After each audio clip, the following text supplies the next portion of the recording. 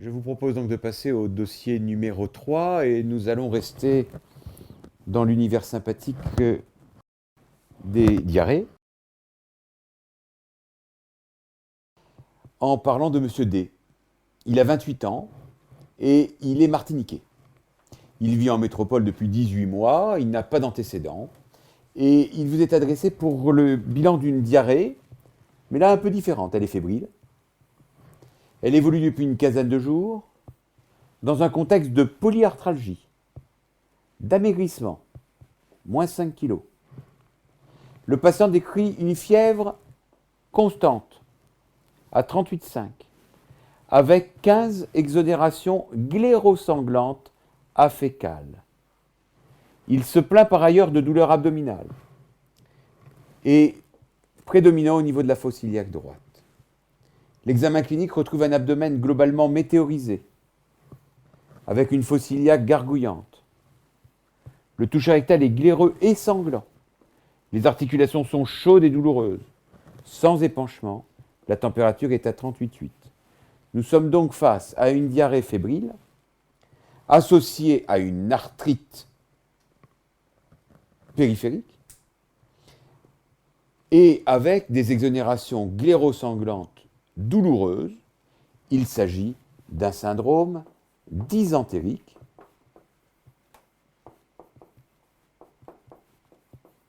tout à fait typique. Quels diagnostics peuvent être discutés? Quel est le plus probable selon vous? Devant un syndrome dysentérique, les diagnostics que l'on doit évoquer, c'est premièrement une diarrhée à germe entéro-invasif avec atteinte du côlon.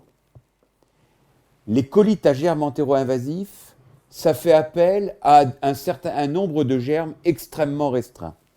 D'abord, c'est l'amibiase.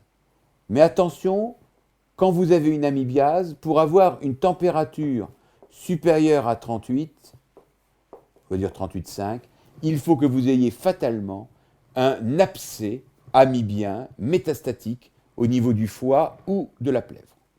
Et puis vous avez les autres, la yersignose, la salmonellose, les Escherichia coli entéro-invasifs, le Campylobacter pylori. Donc 4 bactéries, un parasite, 5 causes de colite à germe entéro-invasif. Ce serait facile si on n'oubliait pas que la tuberculose digestive peut donner une colite de ce type, que le CMV et l'herpès peuvent donner des colites de ce type, mais souvent ça agit chez des patients un peu immunodéprimés, et ce sont des diagnostics différentiels de poussée de rectocolite, pardon. Enfin, la Klebsiella oxytoca, qui peut donner un tableau similaire et qui vient compliquer le plus souvent un traitement antibiotique. À côté de ces colites à germe entéro-invasif, la deuxième cause, ce sont les colites toxiques avec une nette prédominance des anti-inflammatoires non stéroïdiens et des antidiabétiques, mais par une action antibiotique immunoallergique. Ce n'est pas l'action que l'on voit avec les colites pseudomembraneuses dues aux antibiotiques. La colite pseudomembraneuse, ça donne plutôt une diarrhée cholériforme avec déshydratation. Ça donne rarement un syndrome dysentérique. Là, c'est une action plutôt immunoallergique directe par toxicité directe de l'antibiotique sur la paroi. La troisième cause, c'est une MICI. Et une MICI, globalement, vous en avez deux. C'est la rectocolite ulcéro-hémorragique et c'est le Crohn colique. Et ici, je retiendrai de façon plus probable une rectocolite ulcéro-hémorragique. Pourquoi une rectocolite ulcéro-hémorragique et pas un Crohn? Eh bien, d'abord parce que la rectocolite touche toujours le côlon, et donc, devant un syndrome dysentérique, c'est plus fréquemment une atteinte colique qu'une atteinte entérale, et comme la rectocolite touche plus fréquemment le côlon que la maladie de Crohn, je retiendrai plutôt une rectocolite. Donc en termes de fréquence et d'atteinte digestive. Le deuxième élément, c'est que vous aviez des éléments importants en faveur d'une rectocolite ulcéro-hémorragique, à savoir les signes extradigestifs, et notamment les signes articulaires, la fièvre, les éléments en faveur d'une colite aiguë sévère. Le troisième élément, c'est qu'il n'y avait pas de passé pathologique évoquant une maladie de Crohn. pas de problème appendiculaire, pas de problème proctologique, pas d'élément en faveur d'une autre atteinte segmentaire du grêle ou de l'estomac. Enfin, le dernier élément qui était très trompeur, c'était ces douleurs dans la fosse iliaque droite qui étaient gargouillantes. Attention, lorsque vous avez une maladie de Crohn, l'atteinte préférentielle est une atteinte iléale qui donne un Koenig, qui donne quelques diarrhées, mais qui ne donne pas un syndrome colitique et dysentérique tel que le présentait ce patient.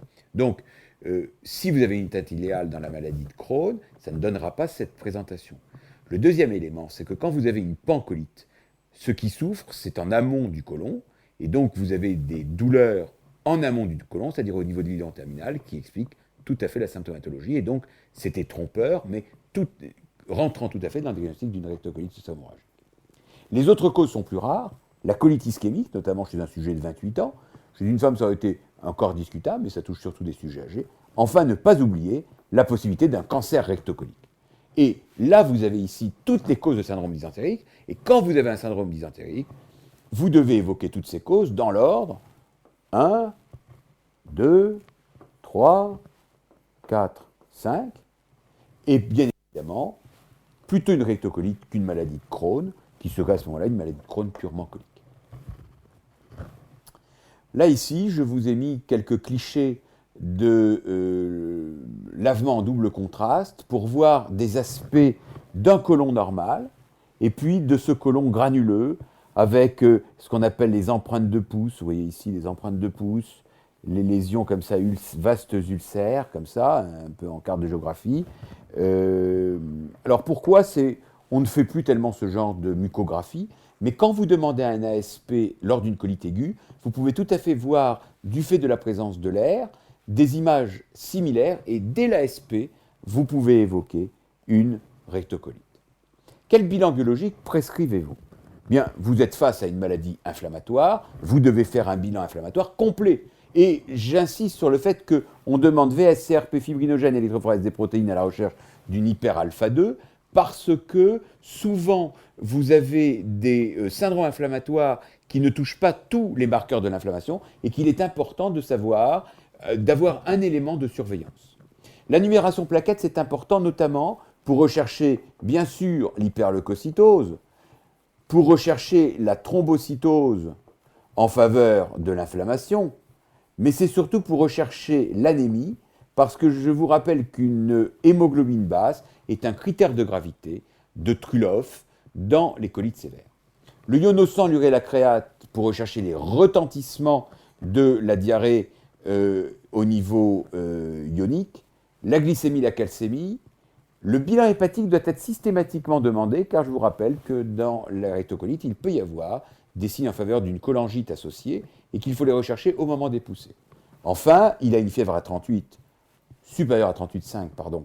Il faut faire des hémocultures systématiques et probablement un ECBU. Enfin, on demandera une coproculture systématique pour rechercher une bactérie et un parasite, donc coproculture, parasitologie des selles. Par contre, vous noterez que je ne demande pas de sérologie bactérienne, qui sont souvent peu intéressantes. Une coloscopie vous paraît-elle indiquer pourquoi ? La réponse que j'attendais ici, c'était oui. Il faut faire une coloscopie parce que ça va permettre de visualiser les lésions coliques. Ces lésions partent du rectum et sont étendues plus ou moins haut pour au maximum atteindre tout le côlon. On parle à ce moment-là de pancolite. Quelles vont être ces lésions ? Un érythème, un œdème, des ulcères, en carte de géographie relativement vaste, entourée d'une paroi œdémateuse, érythémateuse. Très important en faveur de la rectocolite, il n'y a ni atteinte anale, ni atteinte iléale. Et enfin, on va réaliser des biopsies. Ces biopsies vont montrer des modifications des glandes qui prennent des aspects contournés, des aspects un peu particuliers qui évoquent à l'histologiste une rectocolite hémorragique. Des abcès cryptiques avec la présence dans les glandes et dans les cryptes de polynucléaires qui signent les abcès cryptiques. Enfin, l'absence d'atteinte au-delà de la sous-muqueuse. Et on pourrait rajouter ici l'absence d'éléments en faveur d'une maladie de Crohn, c'est-à-dire pas de granulome épithélio-gigantocellulaire sans nécrose caséeuse, qui, s'il est présent, signe la maladie de Crohn et éliminerait totalement une rectocolite hémorragique. Si votre diagnostic est retenu, à quelles complications est exposé ce malade? Alors, il faut savoir que dans la rectocolite hémorragique, les complications auxquelles est exposé le malade sont des complications qui ne sont pas tellement des complications digestives. Ce sont des complications qui sont la colectasie aiguë, c'est-à-dire le côlon toxique avec un côlon qui gonfle, qui n'arrive plus à se vidanger et qui va entraîner un choc toxinique à cause de cette colectasie, et ce sont les hémorragies sévères. Par contre, ce sont surtout les complications extradigestives qui vont venir émailler le problème avec des arthrites périphériques, une spondylarthropathie, une uvéite, des thromboses veineuses, un érythème noueux qui peut venir compliquer la rectocolite. Attention, c'est très différent de la maladie de Crohn. Dans la maladie de Crohn, les atteintes sont purement digestives et ce sont des complications chirurgicales digestives. Fistule, abcès, péritonite. Pourquoi? Parce que la maladie de Crohn est une atteinte transpariétale et qui va entraîner toutes ces complications chirurgicales. Il peut y avoir des hémorragies sévères, il peut y avoir quelques colectasies dans les maladies de Crohn coliques, c'est assez rare. Les complications extradigestives sont plus rares dans la maladie de Crohn que dans la rectocolite, mais elles existent également. Dans tous les cas, dans la rectocolite, les complications sont surtout les complications extradigestives. J'attire votre attention quand même sur le risque de thrombose veineuse, qui existe pour la rectocolite également pour la maladie de Crohn, et qui doit être prévenu, notamment en cas de voyage en avion long, etc. Il faut donner un HBPM à ces patients qui ont une MICI. Décrivez la prise en charge thérapeutique de ce patient. Alors vous allez me dire, la prise en charge thérapeutique de la maladie de Crohn, des MICI, ça n'est pas clairement exprimé au programme, nous n'avons qu'à savoir le diagnostiquer. Je suis d'accord avec vous, sauf que ce qui est au programme, sans aucun doute, c'est la prise en charge d'une maladie chronique, et c'est l'utilisation des antibiotiques, de la corticothérapie, des immunosuppresseurs type Immurel ou autre.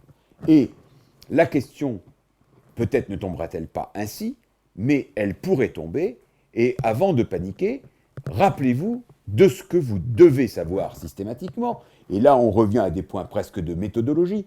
Comment est-ce qu'on prend en charge une maladie chronique? On la prend en charge premièrement de façon symptomatique, deuxièmement le traitement de la crise, c'est-à-dire le traitement d'attaque, et enfin troisièmement le traitement d'entretien, c'est-à-dire éviter les nouvelles crises. Comment est-ce qu'on va prendre en charge un traitement symptomatique de diarrhée? Ça c'est au programme. Devant un syndrome dysentérique sévère avec des signes de gravité. Les signes de gravité, c'est quoi? C'est plus de 6 exonérations glérosanglantes par jour, c'est une hémoglobine inférieure à 10 grammes, c'est une fièvre supérieure à 38,5, c'est une tachycardie, ça va être des signes de choc, des signes extradigestifs, on hospitalise le patient. S'il n'y a pas ces signes, on peut le traiter en ambulatoire. C'est le repos au lit. C'est le repos digestif. Quand on traite en ambulatoire, on va mettre le patient au régime sans résidus. Quand on traite en hospitalisation, on met le patient à jeun avec une perfusion et un apport hydrique adapté au bilan entrée-sortie et de G5, éventuellement une renutrition parentérale si nécessaire. Une antalgie efficace selon le VA, selon les critères de l'OMS. Et bien évidemment, perfusion, rééquilibration hydroélectrolytique adaptée au bilan entrée-sortie. Le traitement d'attaque d'une poussée de MICI, c'est la corticothérapie.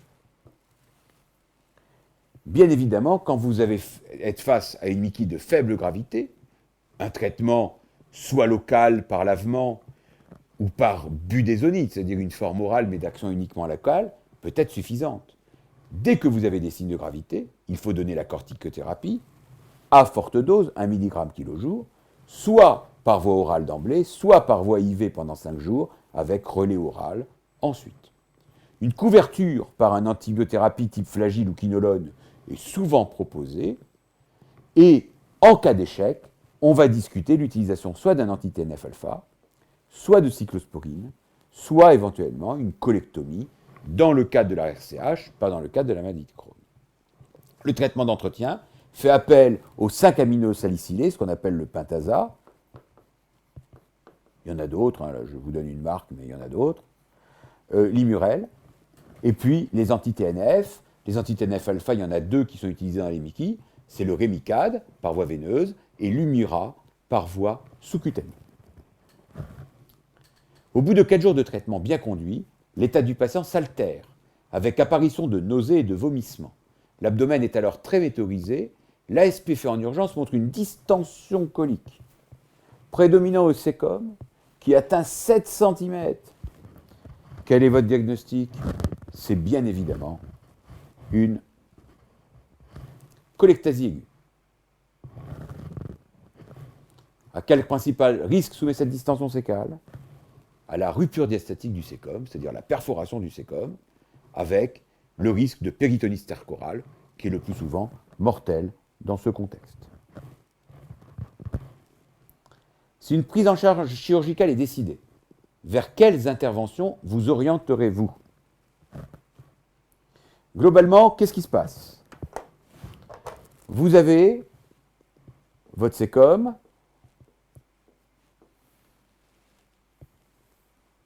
le sigmoïde et le rectum, qui est malade et qui va peut-être exploser, puisqu'il est dilaté. La première intervention que vous pouvez proposer, c'est de mettre le sécom à la peau. D'accord? On fait une sécostomie de protection, mais dans tous les cas, il faudra donc attendre que ça se traite, ça sera difficile, et dans tous les cas, il faudra discuter dans un deuxième temps une colectomie totale avec une anastomose iléo-anale pour véritablement guérir totalement la maladie. Deuxième intervention possible, c'est de proposer une colectomie subtotale. On enlève la quasi-totalité du côlon et on garde quand même on va garder quand même l'anus et le rectum. Donc ici, on va mettre ça à la peau, on fait donc une iléostomie terminale, et on va agir sur le rectum de 2 manières. La première manière, c'est de fermer ou de laisser le rectum à la peau pour permettre de traiter le rectum et de faire dans un second temps une anastomose iléorectale qui va conserver le rectum avec un risque de récidive de la maladie, ou de faire dans un second temps une anastomose iléoanale. Pour faire une anastomose iléoanale, je vous rappelle, on amène l'iléon, on le plicature, on fait une poche comme ça en J, et on l'anastomose à l'anus en bas. D'accord? Et cette anastomose va permettre d'avoir un pseudorectum avec un iléon, et ça protège de la maladie, bien qu'il puisse y avoir des récidives au niveau de la poche, qu'on appelle des pochites. Donc, 3 méthodes, soit la sécostomie de protection, soit la colectomie subtotale avec anastomose en un seul temps et une protection latérale, soit l'intervention la plus proposée, c'est une colectomie subtotale, une iléostomie, une mise à la peau du rectum, on attend que ça cicatrise, et on propose soit une anastomose iléorectale avec le risque de récidive rectale, soit une anastomose iléo-anale pour traiter totalement la maladie. Mais afin d'éviter une intervention chirurgicale, on a proposé à ce patient dans un premier temps, avant de l'opérer, un traitement par Rémicade, infliximab, et en association avec la corticothérapie. À quelle famille pharmacologique appartient le Rémicade? C'est un anti-TNF-alpha monoclonal, partiellement humanisé. Donc c'est un anticorps monoclonal anti-inflammatoire tout à fait spécifique et qui est très actif dans les MICI et également dans la polyarthrite rhumatoïde et d'autres maladies rhumatologiques. Alors que l'évolution sous ce traitement est favorable, le patient se plaint brutalement